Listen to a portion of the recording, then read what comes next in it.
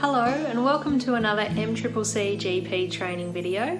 I'm Dr. Belinda Jennings and today I'd like to talk to you about a GP's scope of practice. This term is used quite frequently, but what does it actually mean? We'll look at a few examples and go into further details. A traditional concept of GP scope of practice is the cradle to grave care, which is where a GP looks after a patient throughout their lifetime, from newborn to elderly and everything in between. And this can be really rewarding because of that longitudinal relationship you have with the patient. For example, an expectant mother comes into your clinic for antenatal checks, and then, when the baby is born, she brings it in for its 6-week check and immunisations. As the child grows, they come in for developmental checks, further immunisations, and all the acute illnesses that children seem to get. Then, when the child's an adult themselves, they come in for contraception and general health advice. Then they, in turn, might come to you for your antenatal care, and so the cycle continues.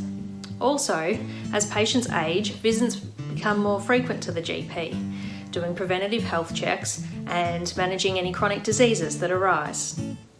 GPs can choose to do a mix of the traditional GP cradle-to-grave care as well as a special interest, and that can be whatever interests you.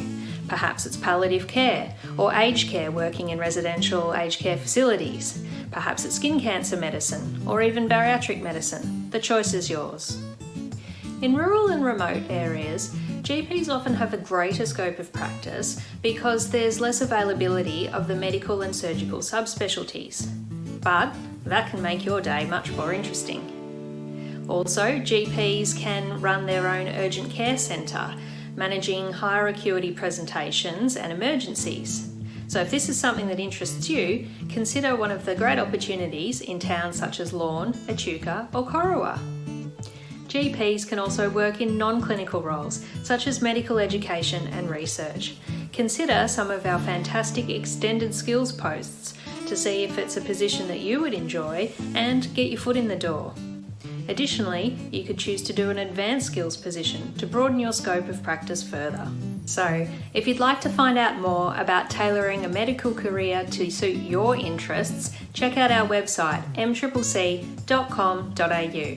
And if you'd like to hear some short stories from our registrars about their experiences, have a look at our social media and YouTube channel. Thanks for your time.